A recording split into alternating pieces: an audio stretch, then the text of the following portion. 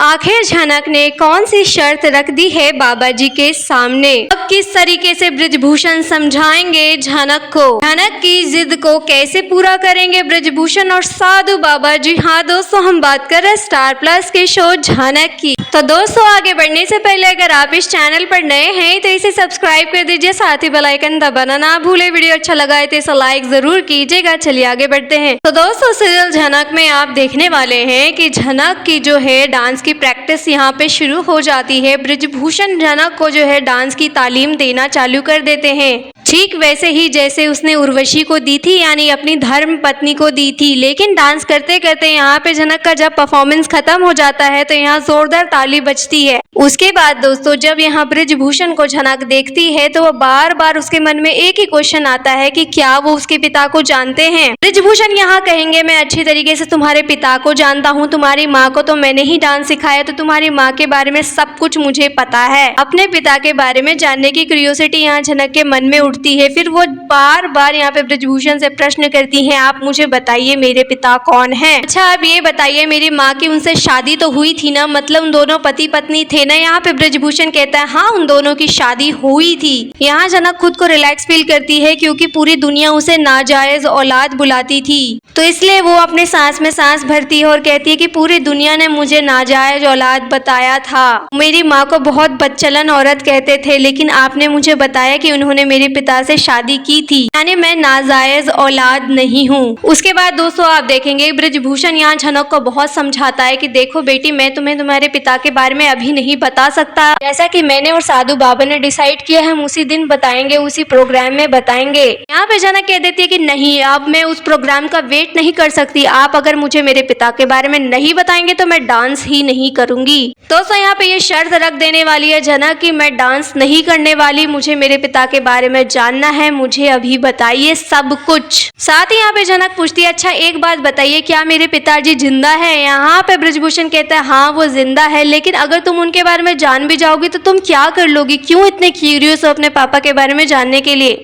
फिर दोस्तों जब झनक को ये पता चलता है कि मेरे पापा जिंदा है तो वो और क्वेश्चन करने लग जाती है, लेकिन ब्रजभूषण को समझ में नहीं आ रहा कि झनक के इस प्रश्नों का उत्तर मैं कैसे दूं। मैं उसे अभी कुछ नहीं बता सकता, साधु बाबा ने भी मना किया हुआ है, लेकिन झनक तो मान ही नहीं रही है। अब तो झनक जिद पे अड़ गई है कि जब तक मुझे मेरे पापा के बारे में नहीं पता चलेगा मैं डांस ही नहीं करूंगी, मुझे कुछ नहीं सीखना, मैं नहीं वेट कर सकती। दोस्तों ये बहुत ही बड़ी प्रॉब्लम हो जाने वाली है ब्रजभूषण और साधु बाबा के लिए, क्योंकि झनक अब बहुत ज्यादा जिद करने लग जाती है।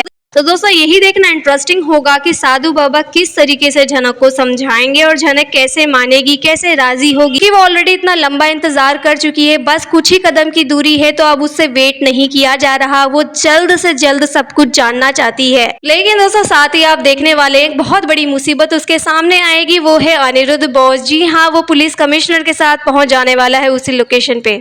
कहाँ यहाँ साधु बाबा और ब्रजभूषण झनक को समझाने में लग जाएंगे, वहीं पे आप बीच में प्रॉब्लम क्रिएट करने के लिए अनिरुद्ध आ जाने वाला है। जी हाँ, झनक की तलाश में वो यहाँ तक तो पहुंच चुका है, लेकिन घूंघट में झनक को छिपा दिया जाता है ताकि कोई इसका चेहरा ना देख पाए। तो दोस्तों देखना यही इंटरेस्टिंग होगा कि साधु बाबा कैसे छुपाएंगे झनक को अनिरुद्ध से, क्योंकि अगर झनक ने थोड़ी सी भी हलचल की, आवाज निकाली, तो यहाँ अनिरुद्ध अच्छे से पहचान जाने वाला है झनक को। लेकिन दोस्तों यहाँ क्वेश्चन ये भी है कि झनक ज्यादा टाइम तक अनिरुद्ध से ऐसे छिपके नहीं रह सकती है। झनक भले ही पूरी दुनिया को धोखा दे दे, उनसे छिपके रह ले, लेकिन अनिरुद्ध से वो ज्यादा समय तक नहीं बच सकती। अनिरुद्ध तो उसके आहट से ही उसको पहचान लेता है, तो झनक के लिए एक बहुत बड़ा मुश्किल काम होने वाला है अनिरुद्ध से छिपकर रहने का। और दोस्तों साथ ही यहाँ मजेदार चीज ये है कि अगर साधु बाबा जिद करके अनिरुद्ध को वहां से निकाल भी देंगे, तो अनिरुद्ध को चलिए वहां से निकाल दिया, लेकिन वो वहां से जाएगा नहीं, वो वहां रहने की जिद करेगा, क्योंकि ऑलरेडी उसने ब्रजभूषण को देख लिया है, तो उसके माइंड में क्लिक करेगा कि यहाँ कुछ ना कुछ गड़बड़ी तो जरूर चल रही है, मुझे छानबीन करनी होगी।